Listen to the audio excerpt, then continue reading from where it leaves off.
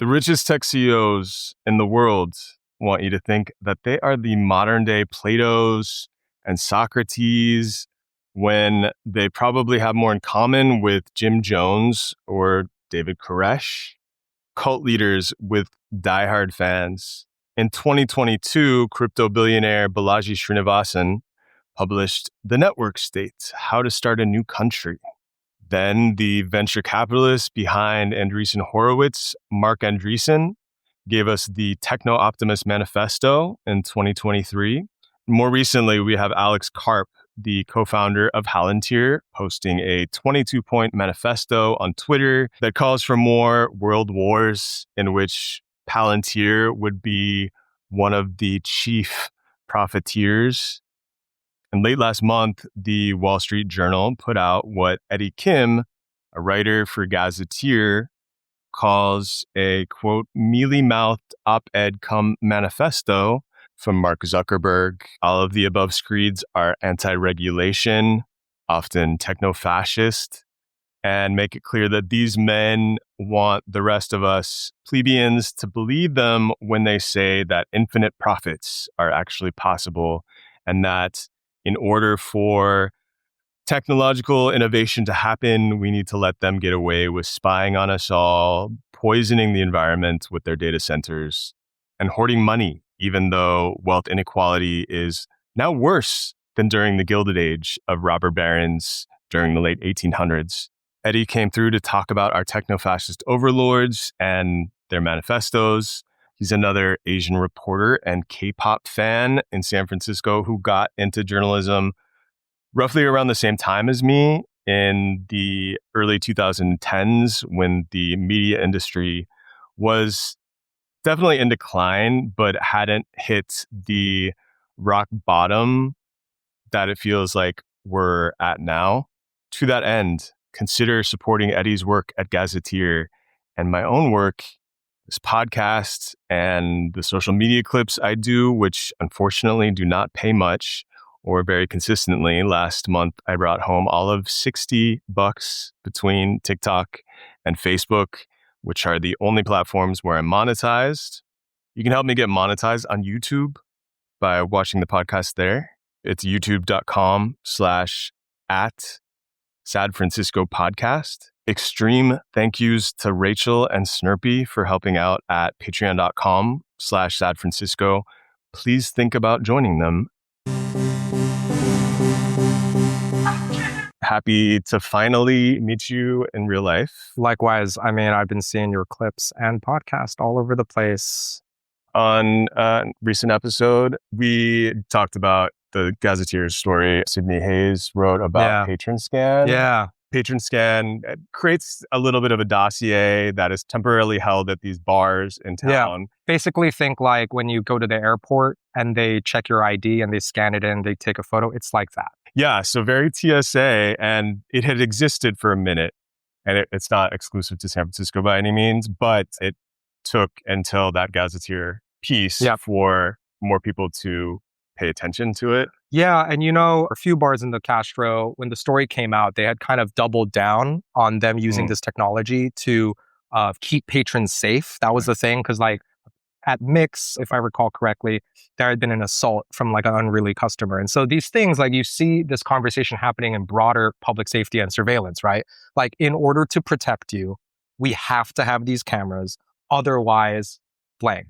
And we know that there is an otherwise. There is a very human way to deal with things like that. I mean, but they'll use it as an excuse to expand Flock, to expand things like that. But funny enough, Sydney wrote such a great story. I really recommend that you guys check it out. But now there's been a little bit of accountability. Right. So the Mix, Badlands, I believe Toad Hall, they are no longer using that tech. Yeah. Just regular ID verification. And the story came from the fact that it happened to me.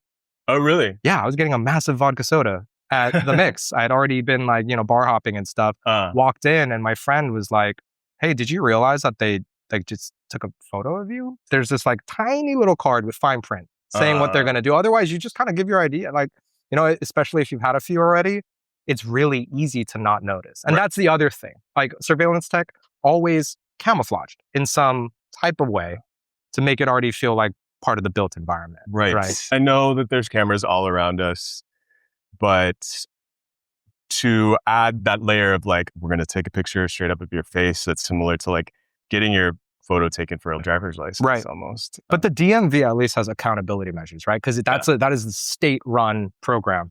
I mean, with Patron Scan, like who's benefiting off of it and what are they doing with the data? Because they can say whatever they want, but they got lawsuits against them over privacy breaches. So that's the big thing I think with privatization is the harm of they're just going to lie about stuff. Yeah, and as we're going to talk about, Palantir is out here taking out big ads in the airports that you can't miss if you're in certain terminals. Doing journalism in a world where traditional corporate media is so beholden to advertisers, which may include surveillance companies. It's kind of falls on like smaller outlets to kind of call that out, unfortunately, because a lot of the bigger outlets just aren't going to cover that stuff. Yeah, I think one of the issues, and I see it frankly most in broadcast news media, where the use of crime and crime footage is like this very vivid, like rage baity way to kind of justify implicitly the importance of a certain kind of tech, right? So like the SFPD is doing a lot of online propaganda regarding how they catch criminals using drones and using automatic license plate readers and stuff. They're popping off. We have videographers in the Tenderloin and stuff resharing those videos. We have the mayor resharing those videos. And it just implies, and you're almost giving consent to start believing like, oh, so there is this use. Should we expand it? And already then the conversation is past where it really needs to be, which is about rights. Because no one's consenting to this stuff up front. It's after the fact we're having these conversations, unfortunately. Yeah. The whole idea of what's the problem? Just don't be a criminal is very interesting to hear, especially from liberals, because we live in an America where people are going to prison for saying free Palestine. So the disconnect between understanding surveillance can and will be used to hurt you, even if you do nothing wrong, but the contrary sort of status quo of, just don't be a criminal. Right. That tension's really interesting. So I wanted to ask how you got into writing initially, journalism, and then I know we've talked about Gazetteer a bit, but maybe you could introduce Gazetteer for those of course. who don't know. I was an artsy kid. I could not figure out what to do, but I just knew that I was interested in people's stories. And I had a little bit of a knack for writing. So I just went to journalism school in Los Angeles at the University of Southern California. Currently, I'm city reporter for Gazetteer San Francisco. And very luckily, I genuinely am so blessed to be able to say this, I've only done journalism for a career. Until this point. Yeah, that's rare. Yeah, it's rare. The pay's pretty poor at times. Not always. There are still good paying jobs in journalism, but I always tell people when I talk to college students or others, you got to be in it for the love of the game at this point. Yeah. And the important part is working for an organization that fuels that love of the game. And I think Gazetteer, we're a staff of 10 people, still a small operation, but we've launched in the last year a print edition every quarter that we consider, it has a beautiful cover. We want you guys to collect it, hang on to it. We're doing really, sort of ambitious long form features and the like. So it's like a classic tale of indie media in the 2020s where journalists who are looking for a little bit more agency, a little bit more freedom, a little bit more say in a newsroom. That's what this project's about. Yeah. I have appreciated your commentary since before Gazetteer existed from Twitter. Yeah, and I really shout out to our editors and our big boss because they have allowed me to opine a little bit and give commentary. Obviously, not trying to inflame stuff with misinformation or too many just pure opinions, but that cross between analysis and perspective, I think, is a gap in the San Francisco media scene at times. Yeah, this kind of false idea of pure objectivity is something that I grew up on when I was starting to do journalism. And I mean, especially because I didn't go to Jay's school, I had a little bit of confidence lacking. And so a little imposter syndrome. Yeah, totally. And so I went even harder with the kind of faux objectivity. Ultimately, it's more honest to admit okay, I'm going to do some commentary. I'm going to do some analysis. And you know what? It's you can line up a bunch of facts, but that doesn't necessarily equal truth, right? Like, I'm sure everyone's read reports where data is analyzed or research is analyzed, and the conclusion comes to a point where you're like, I'm a little confused as to how this argument can be the only thing that those facts present. And usually it's not, like, right? Like, even politically, even in looking at the economy, even looking at crime data. It's so easy in San Francisco, again, to go back to the point of like, people say, oh, Daniel Leary came in and Brooke Jenkins came in and we got tough on crime. And that's why in the last 2 years, like, bipping's gone down like crazy. You know, the Standard wrote that story and they cited 2 sources for that expert take, the SFPD and the DA's office. So it's one of those situations where that's often common, right? Because those are considered sort of like paragons of information. But instead, you know, I talk to criminologists across the country who say regression to the mean might be a little bit of a factor in terms of crime and how it spiked in the pandemic. There might be other factors, even if it's true that the bar graphs are changing. For sure. Yeah. I mean, it depends so much on like, where you're sourcing the information, what kind of proclivities they might have. Yeah. Today, we're going to talk about AI. Yeah. In the capital of AI. Do you personally find any generative AI useful to use it? So I know of good faith use cases that I think are good. Me personally, no. First of all, Gazetteer is explicitly, we do not use generative AI, even for brainstorming. That's great. And that's part of the brand. But more importantly for me, like I mentioned, I'm an artsy kid. So I just love creating. I like doing things with my hands. I like drawing. I like filming things, photography. Like, none of that joy would be maintained if I used AGI. Now, my parents were immigrant small business owners.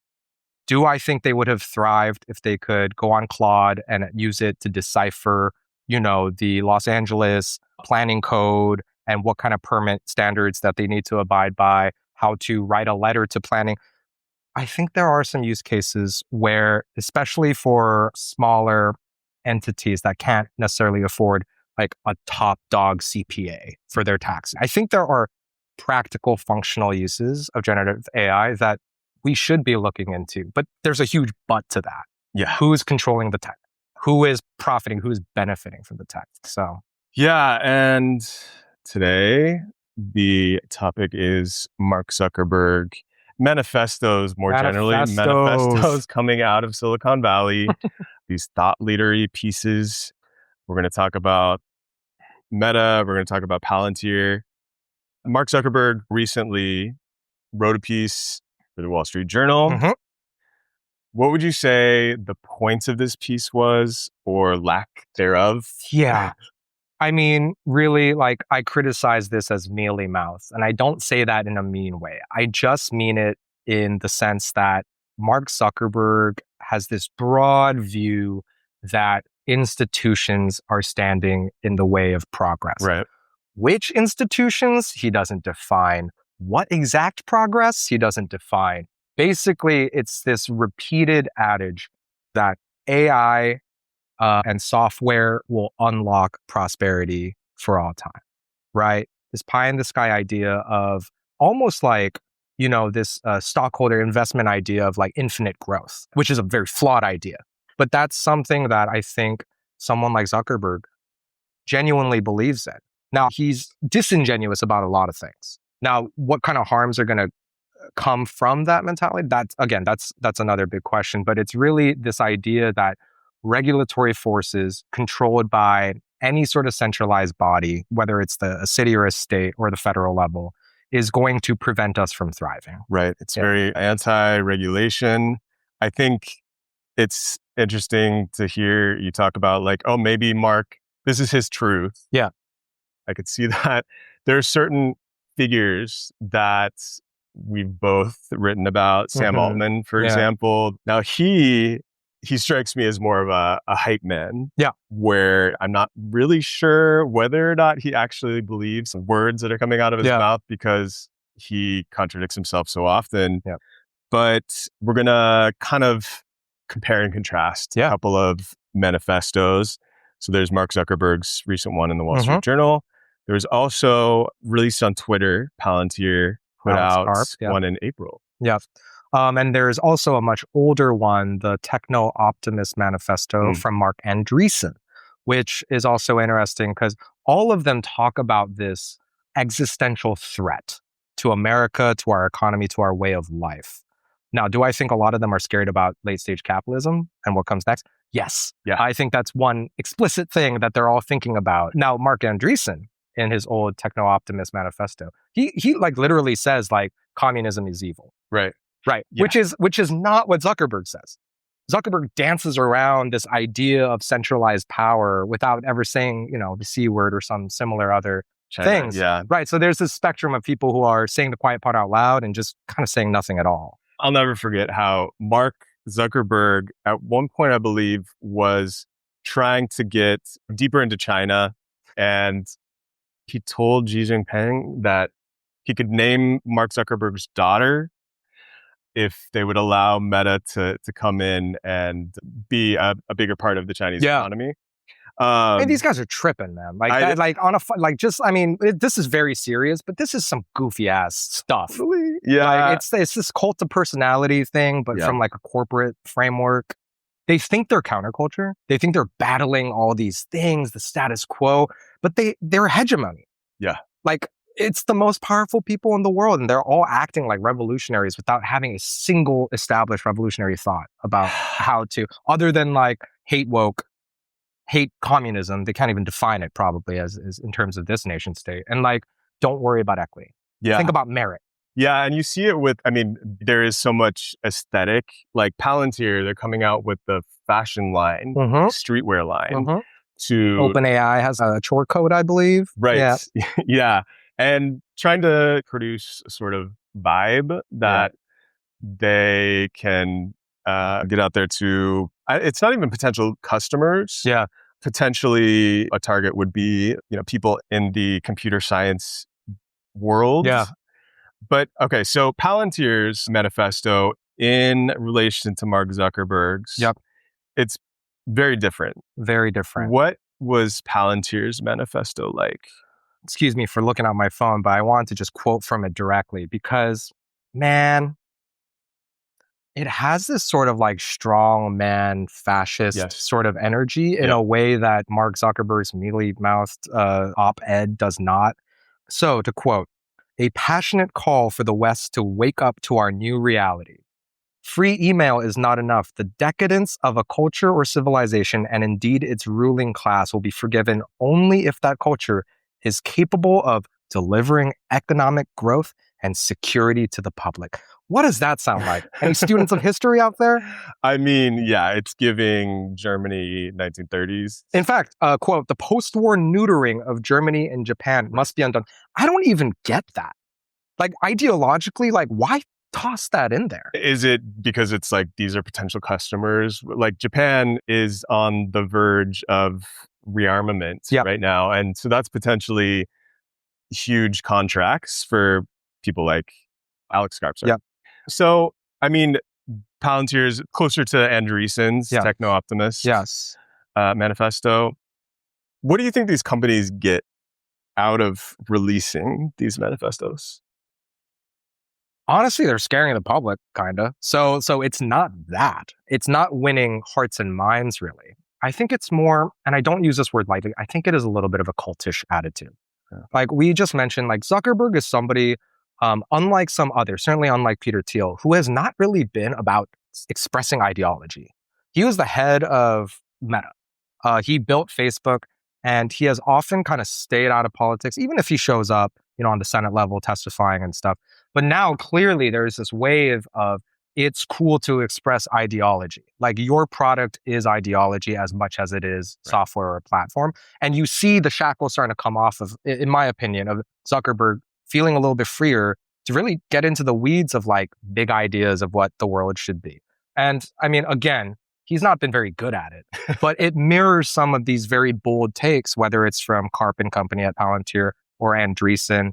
It's attracting like-minded people who buy into this idea. Maybe they don't buy into Peter Thiel's like transhumanist, like we are going to evolve past our bodies type stuff. But they do believe that capitalism is the way, that it needs to be buttressed, that it is under attack, and that merit is under attack, that ability is under attack, and that these, if we can stop those attacks, we meaning they, that somehow prosperity will be stable and grow much quicker. I mean, everyone from, Palantir to, locally Y Combinator head Gary Tan, they are talking like the golden goose. Like, we have to protect this asset. And the asset is the expansion of AI into every facet of life. Again, I'm a millennial. I grew up during Tech 1.0 and 2.0. Like, I understand, like, I love cutting edge technology.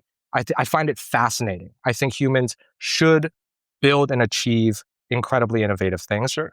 But it's not happening in a vacuum. Yeah. Who's making it? Who's profiting off of it? Who actually benefits long term? So these manifestos are trying to sell a certain brand, a certain idea of how to protect oneself. And during times of scarcity, political and material, people are very down for propaganda that serves solutions or perceived solutions. Yeah, I've talked a little bit about like the great man theory. Yeah. It's like a poli-sci term.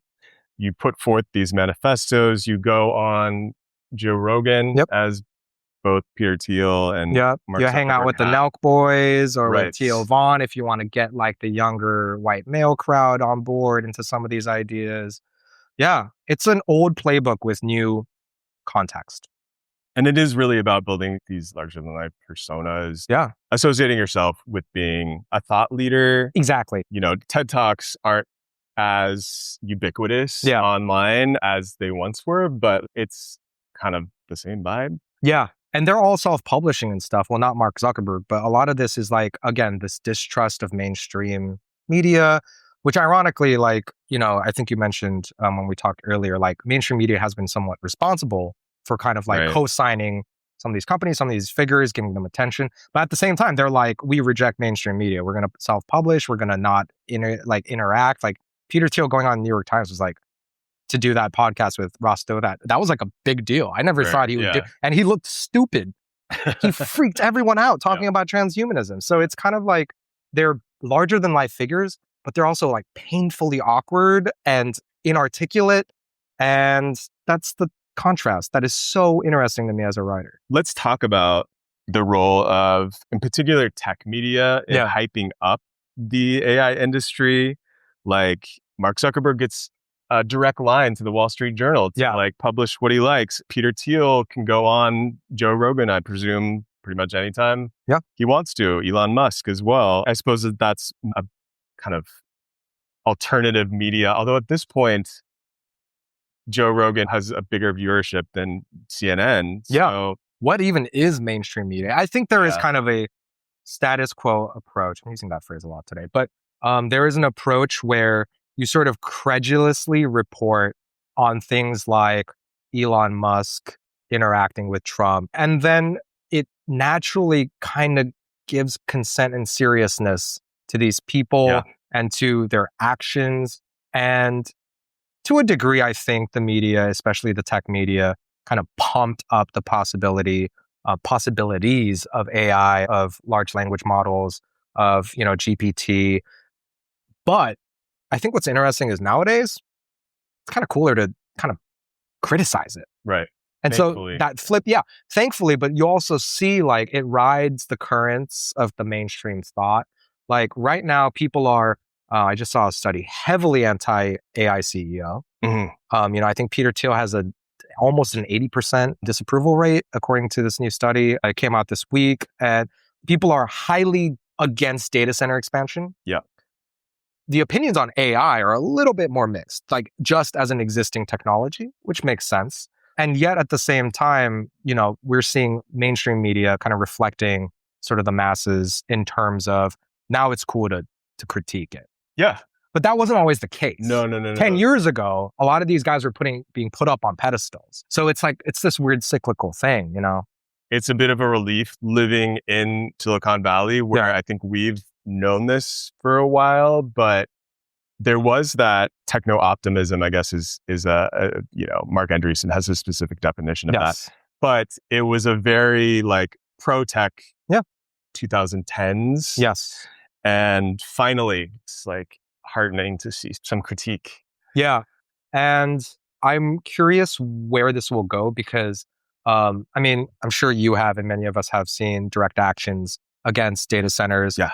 direct action, protests of city councils. Yeah, that's the place These are like, giving me some hope. these are like red state folks too. Yeah. Not just the Totally. left, not just liberals. And so to me, the fact that people are learning those skills, understanding direct action in that form and being inspired to pursue that as a political strategy, I think that's so interesting, right? That puts elements of the left closer to some people on the right that may have poor politics generally, but can agree that they hate Peter Thiel. Right. That's an interesting moment for the culture. And I'm not saying that there should be like love and hugs and total like, embrace of everyone who is opposed to AI.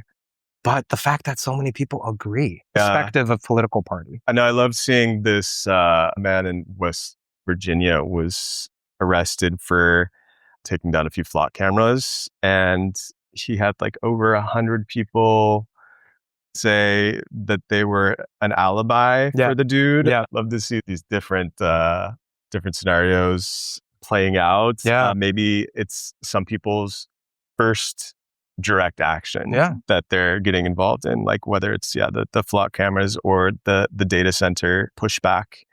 Gazetteer, remarkably, is not really on social media, and I know that has been something that y'all instituted from day one. Day one. First of all, what was the thinking behind that? And then, and I think I can guess your answer to this, but have social media platforms made it more difficult to get alternative points of view on the tech industry? Right. So we do have a Blue Sky.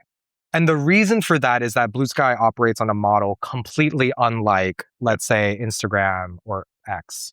So for us, it was just like, saying no AI slop, saying no bombardment of social media. Like our business is not dependent on clicks through social media. And Blue Sky it's not a closed universe the way it's a that little bit decentralized. Metas are. So if Blue Sky ever goes down, you're able to take your own data out and pretty easily inject it into another platform. Right. And there's a little bit of a workaround here because it's not like they told me to stop tweeting on X. Right. So I am fairly frequently, sending GIF links so that people can read us. So there is a little bit of an element of like the writers can do what they want as long as it sort of fits our ethos. However, Gazetteer itself is not marketed, is not promoted as a brand on Instagram. Yeah. Even on Reddit, I'm posting our stories. I'm posting the stories and having conversations with people. It's not like a company account. Are you on the San Francisco subreddit? Hell yeah.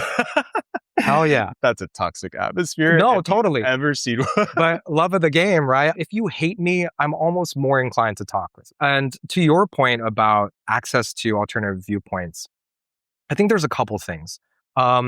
Yes, I think algorithms really flatten and squash a lot of alternative voices out there. You have to win the attention economy, and sometimes that leads to issues. But I would also point out that in the past, like we've seen social media be so free and without regulatory censorship that like disinformation campaigns on Facebook, on X, like MAGA stuff that's just like straight up rage bait, like literally just fraud sites. Those all proliferated like crazy. And people were begging, yes, Musk, but also Mark Zuckerberg prior to do something about that. And he hem and hawed. And my partner actually used to work in Meta's research department about user experiences and mental health. That room of PhDs like worked on that. And Zuckerberg threw that report in the trash bin. What they were finding was that, especially in like, the Indian subcontinent and Southeast Asia, this user interaction was actively hurting people and their sense of place and their sense of stability. And so, it's a problem that things are getting flattened and algorithms are kind of funneling certain kinds of content to a lot of similar audiences.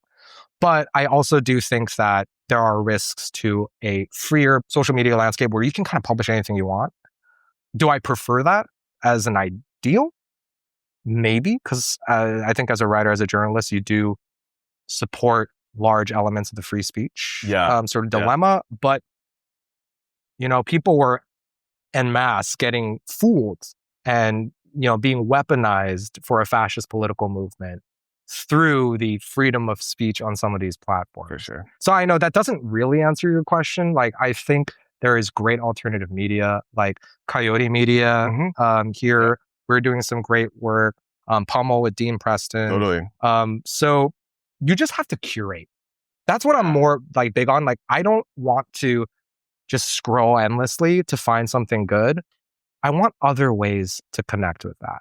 For sure. Yeah. I think that's going to grow as the AI slop continues to proliferate on all these platforms where you don't know if maybe a news influencer is actually real and giving you commentary that relates to anything human. Yeah. Mark Zuckerberg's bots, they were going hard on like trying to push these faux influencers last year. Yeah. And it seems like they've stepped away as people's reaction to that was not great. Yeah. And again, the impetus here is to make money for shareholders. Right. That's like the ingredient that kind of messes up this whole debate. Like, how regulated should social media spaces be? Great question. There's a lot of different answers to that.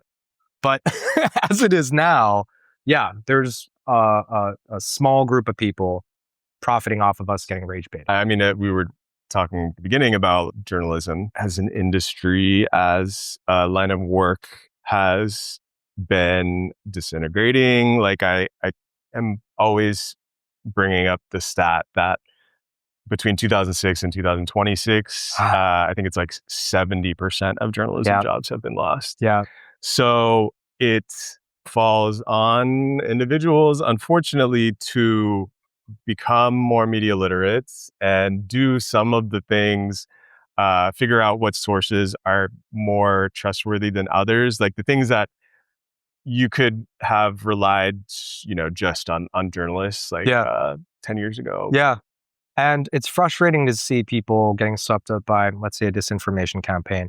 But listen, this is systemic, right? If one person is getting fooled, that's an individual problem. If millions of people are getting fooled, there's something broken here. And, I smiled when you mentioned media literacy because it's not something we work on. Like, this educational system in America is not built to really make you media literate. That's something that most people have to come into, partially because they're lied to or pissed off about the news and have to start sort of interrogating their consumption of it. But I think education, a lot of young people are not reading at sort of a standard level for their age right now. So these are all elements of the status quo and of our economic system and our political system that are actively worsening the endpoint, which is, who do you trust? How do you know how to trust? How do you interpret facts? Right, which benefits scammers. Yeah. It's so much easier to get grift. Scammed if you don't know what is real, what is a trustworthy source. So we have talked a little bit about Mark's screed. But if you had to put a number on it, how rich does one have to be to just have a direct line to the Wall Street Journal to say, like, here's a piece I wrote, print it? Yeah. I mean, now we're in a place where like the Washington Post is owned by Jeff Bezos. Right. Time Magazine is Mark Benioff. Right. So like clearly anything that they want to print is going in. So I would argue that it's not so much about like capital, like your net worth. It's about your worth sort of in the cultural currency. Sure. Yeah. And so you can be like a Nick Shirley and get that attention and get a direct line. Yeah. And yes, he is. Omar Ward is shopping him around. Or you can be huge and be influential because of your capital and have that direct line. I think someone like even Michael Moritz, the owner of the San Francisco Standard, a billionaire, he used to be a journalist in tech. Right. I don't think he has as much of a direct line in the sense that it's not exciting. It's not controversial. Whereas I think the Wall Street Journal knew. If they publish a Zuckerberg manifesto, like a lot of people know who that is. They're gonna click on it. For sure. I don't even think that's necessarily like a bad faith, like all the journalists and editors in there are like conspiring to just click with like baity, perspectives. But it's a real thing. I mean, the New York Times ran an op-ed from Senator Tom Cotton basically advocating for a fascist takeover. Oof, yeah, remember that one? Got to get those clicks. Yeah. So, I mean, the rage bait that happens on platforms, it's bled over into some of these legacy outlets as well. So, do you see any regulations forthcoming? Yes, the answer is yes. We're going to go Hope Core. So, in 2025, all 50 states forwarded some kind of regulatory legislation regarding AI usage. Now, it's piecemeal. Some states are working on sort of like workplace protections with job displacement from AI usage. Others are more looking at data centers and the physical technology, physical resources needed, things like water, electricity, and they're regulating elements of that. What's missing is kind of a holistic understanding of what the threats of AI companies are and how to kind of address all of these things, not bit by bit on states doing completely different things, but maybe on a federal level. Or maybe with a lot of cooperation between state leaders to try and have a blueprint for, hey, you got that passed. We're going to try and get that element passed. Here we got this passed, maybe. But ultimately, at the end of the day, something that, I spoke to Shrikant Chakrabarty a bunch about this in our interviews, and he's very heavy on publicly owned AI. Again, Shrikant has a certain perspective, and there are huge challenges to that. But the idea of a publicly owned AI system that unions can use, that like city governments can use. Listen, I'm scared of what these uses can mean, but we also have to understand, I think, that there are legitimate use cases, and people are either going to use the private third-party options or have something that is amenable through regulations. A state-controlled, publicly owned AI would be literally just easier to regulate. Now, are there going to be a ton of politicians who are trying to line their pockets with machinations and all these complications? Of course. Yeah. But it's still, to me, an evolution from this highly privatized, highly contractual, dominant hegemony that's happening in this industry. Recently, we have seen China come out with AI tech that is so much cheaper to run. It's more efficient, fewer data centers needed, less water necessary.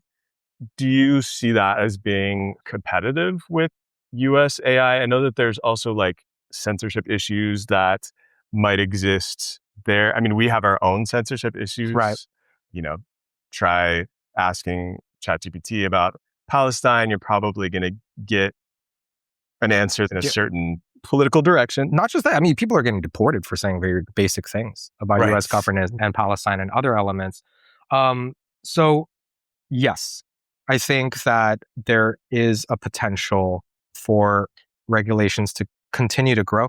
But that's the thing. All these manifestos, more than anything, more than even being just interesting, weird reads, they are symbols of how much resistance we can expect to regulation, to institutional uses, to being controlled by anything that is more public interest than shareholder, right? So again, it's like people are really concerned and have a lot of opinions about AGI and other forms of AI. I do too, but that's not really like my top line concern. This is about power and class, as it so often is. You had mentioned China. I think things get developed, especially if you look at open source AI and China's support of that development. Listen, there are benefits of centralized governance, right? And so what we are seeing in China is that, you have to build your data center in a way where it's going to be powered by green energy and use things like, the wind on a plateau to help cool these servers. Like, that doesn't necessarily get rid of these bigger existential concerns about who controls AI and how it's going to affect our life. Is it better than some of the things happening in America? Undoubtedly Absolutely. So, right? Like, I don't want to sound like a reformist, but there is so much more we can do better. And then hopefully that erodes that hegemonic, highly capitalized political body of the Altmans, the Zucks, the Elons, the Thiels, hopefully it can erode that power a little bit. And that's not just like states passing regulations, but again, like constituents being pissed off, attending town halls, really hollering about how this affects their life, really fighting for things to not get built.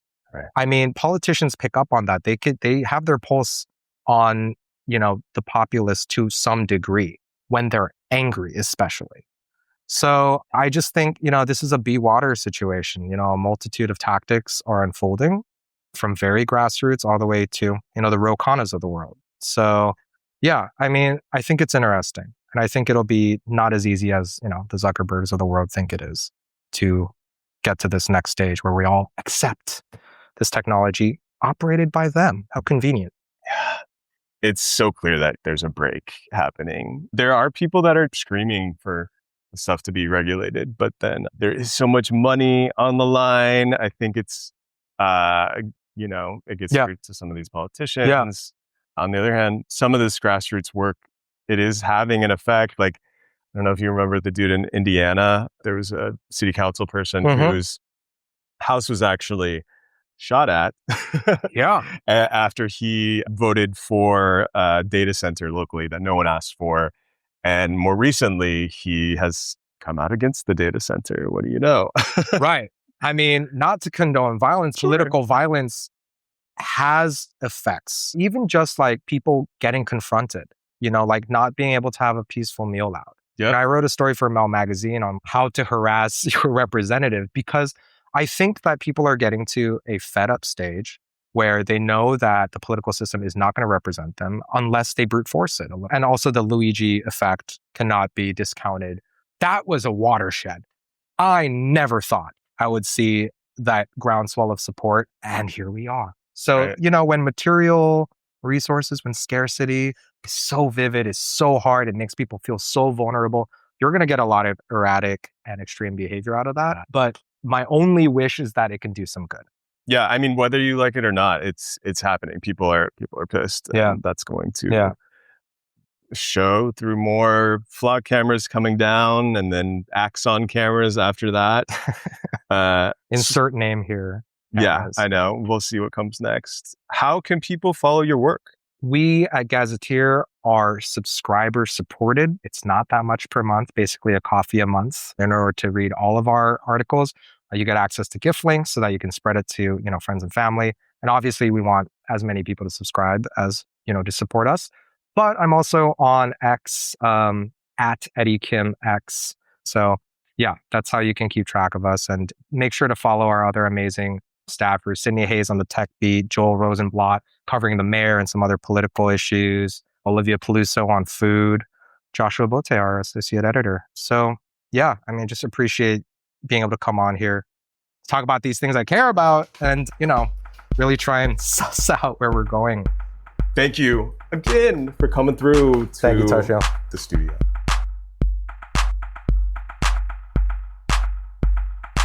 Thank you for listening to the show, and especially thank you to everyone who is contributing over at patreon.com/SadFrancisco. You're making it possible for Sad Francisco to exist. And if you're not already a member, think about joining. Again, it's patreon.com/SadFrancisco.